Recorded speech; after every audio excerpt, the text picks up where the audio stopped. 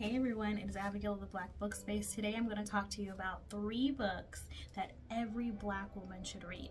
Doesn't matter when, but since it's summertime, we're talking about summer reads right now. Summer is a really great time to reset for the fall. I feel like maybe that's just the way I feel as a teacher, I don't know, but I feel like it's a really great time to kind of rest, stay inside because it's hot, and maybe read some really good books. So if you're interested in some of these books I have to offer, make sure you come back, subscribe to the channel, and consider joining us for the Epic Book Chat, which is happening sooner than you think on June 11th.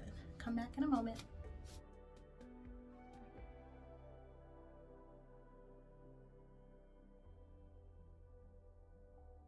So I'm currently reading a book called We Should All Be Millionaires, and this book is by Rochelle Rogers. She is amazing. This book was actually recommended to me by someone else in one of my sister circles, so I had to read it because she's a really the person who suggested this to me is a successful businesswoman, and I am working on my mindset these days, you guys. I'm working on building my business and working on building my abundance mindset, and I want to take you on that journey with me. This is a book that we can read together, talk about together, where we'd be able to go through this journey a lot easier. Let me read you one of the quotes from the book. She says, "My mission is to make as much change and positivity in the world as I can offer for women, for Black people, and other folks who have been marginalized by our society, and for my children." She talks a little bit later and says, "My chosen form of protest is to make money and use it to create the change I want to see in the world." So she really is very unapologetic about building wealth in the Black community for her children, for her future legacies, and really giving out that knowledge that has to do with building generational wealth, money mindset, that abundance mindset. And it's not something that I see a lot from this perspective. A lot of people who write books like this are usually men, and she talks about how important it is for women to be in charge of their own money and to get the education surrounding it as well. To not be afraid to ask for those raises, to ask for what you're worth in your business, and to learn how to do things like trade currency and things like that. Those were, careers that used to be dominated by men, but anybody can do it. Anybody has always been able to do it, and she's working on helping us to change our mindset surrounding money. So this, in general, is a great affirmation. We should all be millionaires. And look at her, she's beautiful. She's got this unapologetic pose going on, hair is fluffy and everywhere. This is a really great book, very easy to read and comprehend, and it's a great one that I think I'd highly recommend for a book club.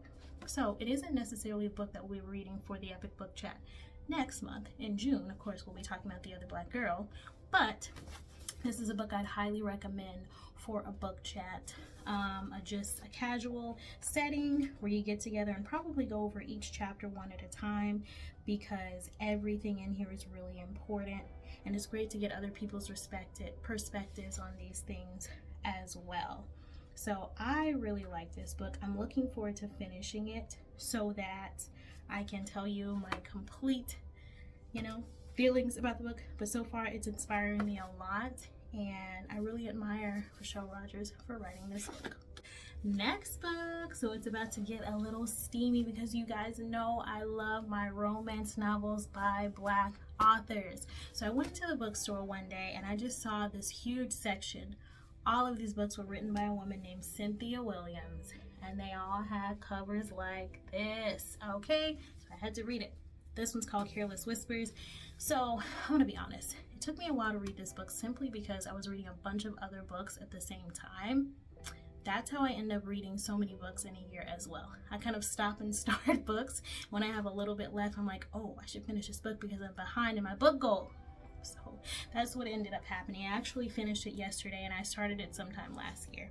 I like this book because it's about a family of business owners, wealthy business owners, and they're, merging their resources together to come up with a plan to have a hemp farm and start a hemp plant. So the main character in here, Elena, is the one who is scheduled to take over her father's company, but he doesn't necessarily want her to do it because he feels she's stubborn. And he's her dad, so he's trying to be protective and all these things, but it comes off in a really different way, and it ends up turning into a really toxic situation because of the family dynamic. The reason why I really love this book, besides the fact that it's really steamy, got the romance going on, is because this black woman is just allowed to be a black woman in this book. There's no evidence of racism anywhere that I noticed. Could have been because, you know, I started reading it a while ago, but from what I understood, it's just all black excellence through and through in here. Now, there are some things that come up, of course, like I said, family dynamics that they have to work on, but by the end of the book, all that stuff was solved. And you know what else came up in this book that I loved? Therapy. Elena was going to therapy because the relationship she had with her mother ended up being something that, I guess, kind of, I don't want to say damaged, but it damaged her in a way, because it gave her the idea that she didn't have to be in love to be in a relationship, that love was just a transaction, and that was something that made her really hardened, and it didn't open her up to other things. Now, from a spiritual aspect, it didn't open her up to, of course, love and romance, but it also could have been blocking her money as well, because all those things are related to creativity. Her mother thought she was protecting her, but she ended up creating this hard shell around her daughter, and it turned out to be really, really bad. So by the end, everyone was back together. It's not a spoiler, I promise. And the family had a much stronger dynamic as well. I really love that. Highly 10 out of 10 recommend this book, Careless Whispers by Cynthia Williams. I'm really looking forward to going back to the bookstore or the library to get more books by this author, because she's amazing. I love the way she describes things. She's unapologetic with the black excellence and the wealth in this book. I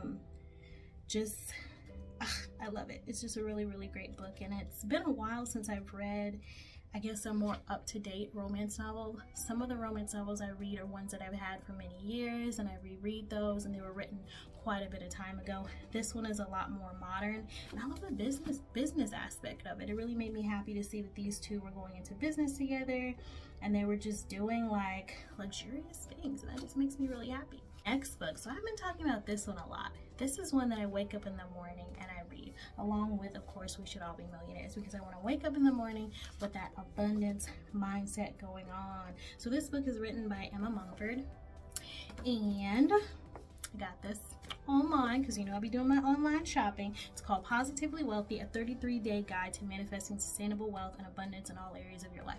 Now, have I been doing what I'm supposed to and reading one chapter a day? No, I have not. Sometimes I read 2 to 3 chapters per day. Sometimes I don't read any. That's why I'm not done with the book yet, but it's a really good one because it has so many valuable lessons in here. It talks about really being unapologetic. Same with the other book I talked about, We Should All Be Millionaires, as a woman in regard to bringing money into your life. So she calls us queen all the time. I like that. She said, raise your standards and the universe will meet you there. So you can replace the word universe with God if that makes you more comfortable, whatever, ancestors, whatever makes you comfortable, right? Because you're reading, you're in your head. She's talking about raising your standards. It's really important, and it's not something that us ladies do all of the time. Sometimes we get a job, we're like, you know, this is taking a lot of my time, I should probably ask for a raise, and we don't do it because we don't believe that we're worth that. One of the things she highly recommends that really helps with us raising our standards is having a dedicated self-care day. So I want to read to you what she talks about, what you should do on your self-care day. She said you should do 3 things once a week on a self-care day, a designated self-care day. Number 1, do something for yourself. She said whether this is writing a self-care list or reading a good self-help book like this one, pampering yourself, listening to a podcast, or doing something that will bring you great joy, which is my tagline. You guys know I'm always saying do something that brings you joy. Make sure that once a week you do something for yourself that will fill your own cup and doesn't involve anyone else. So think of some things that you can do to celebrate yourself. Doing something just for you, like taking a hot bath or lighting some candles or meditating or turning your phone off or staying off social media or any of those things. Something that brings you joy, you specifically, so you define that for yourself. Second thing she said is to treat yourself to something. So it could be anything. What do you like treating yourself to?